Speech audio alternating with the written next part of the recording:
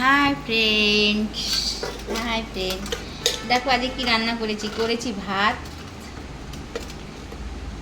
গরমে তো জানো এখন রান্নাঘরে টেকা খুব মুশকিল। ভাত করেছি, দাঁড়াও দেখাচ্ছি। এই যে ভাত, দেখো অল্পই নিয়েছি, ঠিক আছে। ক্যামেরা মনে হয় যেন অনেক ভাত, কিন্তু এটা যদি ঠিক করে হাতায় মাপা হয় 2 হাতা ভাত আছে। আচ্ছা, এটা আমার ফেভারিট, এটা দিয়েই আজকে আমি ভাত খাবো। মাছ ফাছ খেতে ইচ্ছা করছে না। এই যে লাল শাক ভাজা, এটা দিয়েই খাবো, আর কিচ্ছু খাবো না আজকে। আর এই যে এটা করেছি, বেলে মাছ আছে, এই যে বেলে মাছ আর মাছের ডিম, এটা দিয়ে আলু দিয়ে পেঁয়াজ দিয়ে একটু হালকা ঝোল মতো করেছি। আরও মাছ এনেছিল কিন্তু করিনি, আর ভাল লাগে না গো এই গরমের মধ্যে। আমি তো শুধু এই শাক ভাজাটা দিয়েই ভাত খাবো আজকে, আর কিচ্ছু খাবো না। আমার একদমই ভালো লাগবে না কিছু খেতে।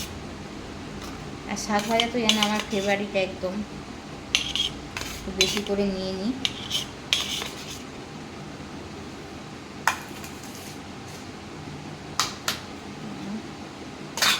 নিয়ে নিয়েছি শাক ভাজা, দেখি কেমন হয়েছে।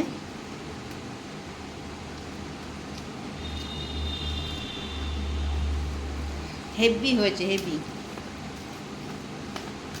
আমি তো শাক ভাজলে একটু পেঁয়াজ কাঁচা লঙ্কা বেশি করে দিই, এই পেঁয়াজ রসুন বেশি করে দিই। কালো জিরে ফোড়ন দিয়েছি, পেঁয়াজ আর রসুন কাঁচা লঙ্কা দিয়ে করেছি, হেভি হয়েছে। কিন্তু আমি তো রান্নায় চিনি খাই না, ওই জন্য দিই না। কিন্তু বিশ্বাস করা খুব সুন্দর হয়েছে খেতে। মাছ ফাছের কথা শুনতেও ইচ্ছা করছে না, কিচ্ছু না, ভালোই লাগে না।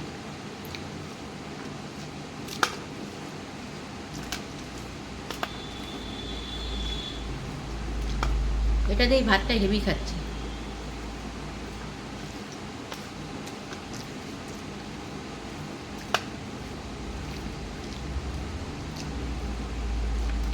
লঙ্কা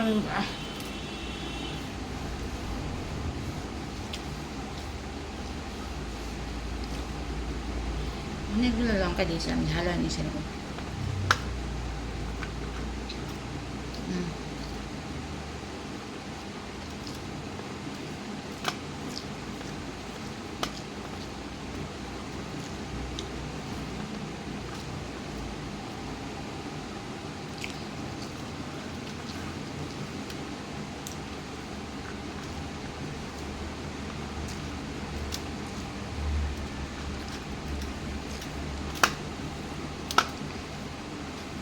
আর এই শাক ভাজাটা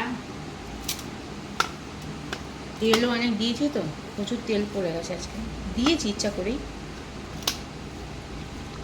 মানে তোমাদের কি বলবো, হয়তো তোমরা ভাবছো শুধু শাক ভাজা দিয়ে খাচ্ছি কী করে। এই শাক ভাজাটা এত সুন্দর হয়েছে, এটা দিয়ে ভাত খাওয়া হয়ে যাবে।